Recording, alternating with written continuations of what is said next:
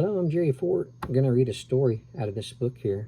This is a book by Michael Teitelbaum. It's called The Scary States of America, 50 Weird and Terrifying Stories, one from each state, based on true events. So I've been reading this one story per video. This is North Carolina we're going to read about. So let's see what happens in North Carolina. The story's called The Headless Conductor.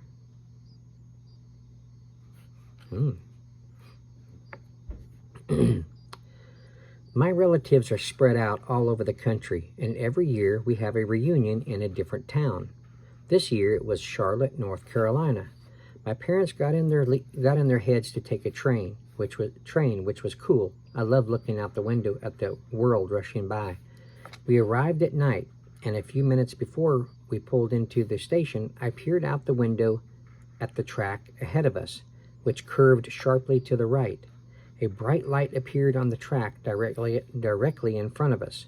The light swung back and forth in an arc, as if someone were standing right on the tracks with a flashlight or a lantern.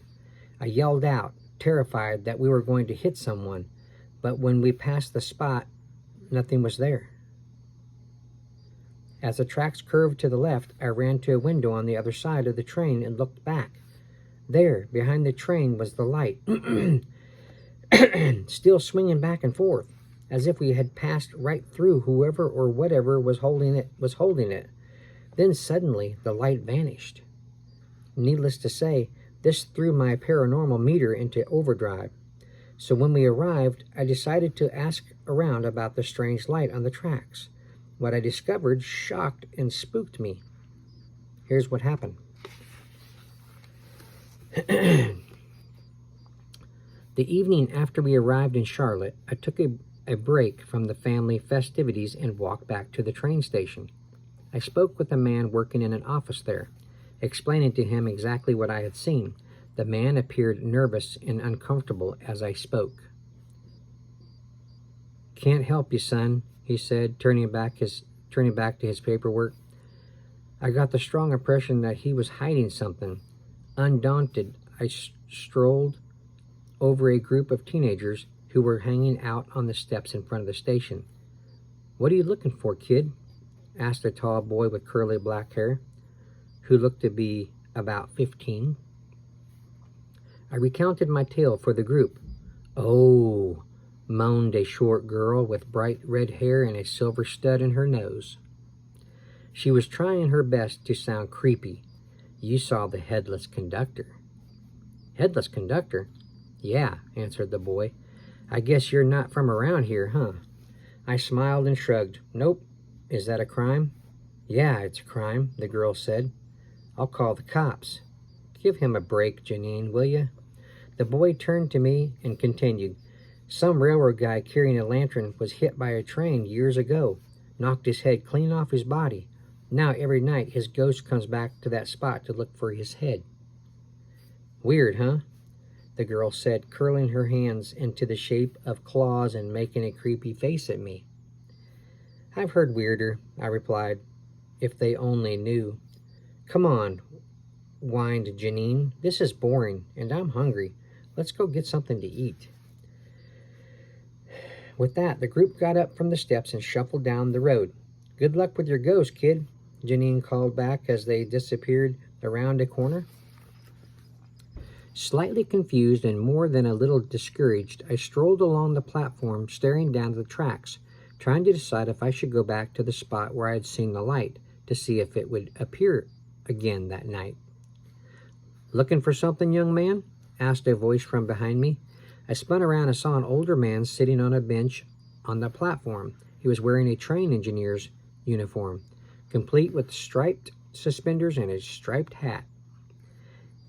"I didn't notice you there," I said, regaining my composure. "Didn't mean to scare you," the man said. The name's McCarthy. Leon McCarthy. You look like you're lost." I introduced myself. "You work for the railroad, right?" I asked. I guess it was a dumb question. Why else would he be at the train station dressed in that uniform? Mr. McCarthy just nodded. I think I saw the ghost of the Headless Conductor, I said. What did those kids tell you about him? Mr. McCarthy asked. I repeated the brief tale they had told me. Want to hear the full story? He asked. Ooh. Sure, I replied. I collect stories about weird stuff like that. Is that so? Mr. McCarthy said. Well, come with me and I'll show you something you can add to your collection. He stood up slowly and walked to the far end of the platform. Intrigued, I followed him. At the end of the platform, he jumped down to the track and switched on a flashlight. I leaped down beside him, pulling out my own flashlight, and we strolled away from the station, following the tracks in the direction from which I had arrived the previous night. As we walked, guided by the bright beams, Mr. McCarthy filled me in on the tale of the Headless Conductor. Years ago, trains signaled each other using lanterns, he began. A fellow named Joe Baldwin here in Charlotte worked as a conductor along this line. One night, Joe was riding in that last car of his train, as he usually did. Suddenly, he realized that the train was slowing down. He ran to the front of the car, only to see that it had separated from the rest of the train, which sped away from him as the car he was in slowed to a crawl. Just then, Joe heard the whistle of another train, a train that had been following his. Running to the back of the car, which had almost rolled to a complete stop, Joe looked out in horror at the headlight of the train speeding right toward him. Grabbing his lantern, he stepped out into the rear of the platform and waved his lantern back and forth, trying to desperately signal the engineer in the train behind him to stop. Nobody knows if his lantern went out or if the other train's brakes malfunctioned, but whatever it was, the second train barreled right into poor old Joe. The next morning, the cops found his body lying right on the tracks, but they never did find his head. Since then, people say you can see Joe's headless ghost out with his lantern, searching for his missing head. Have you ever seen him? I asked as we stopped walking. Sure, Mr. McCarthy replied. Just about every night, right here. Woo-hoo, woo-hoo.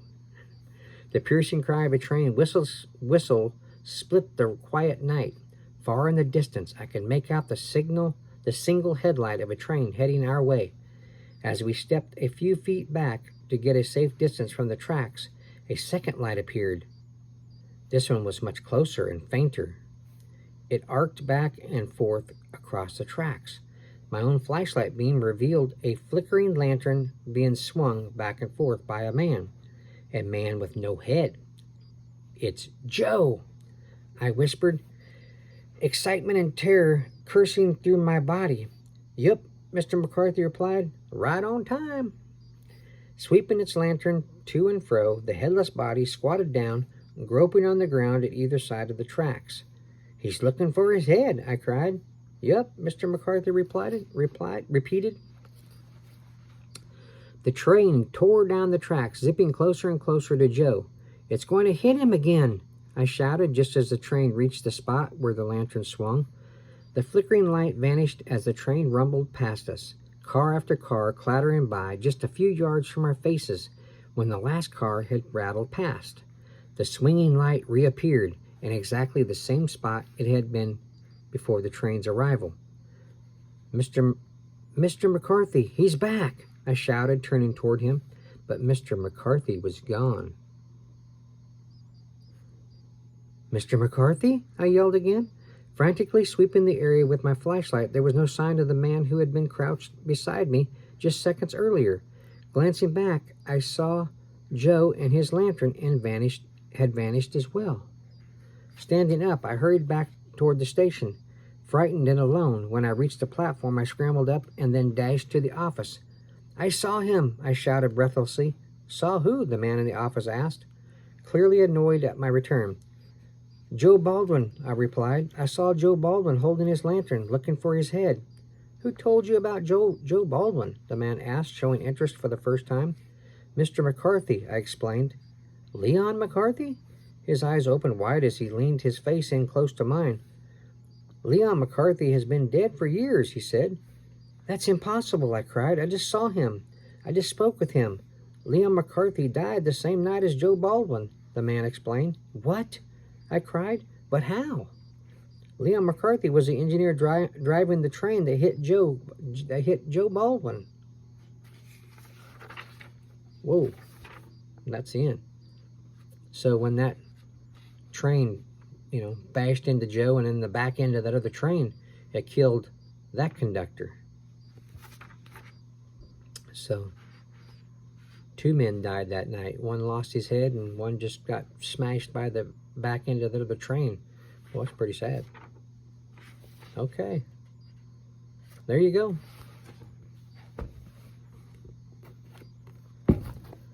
The Scary States of America.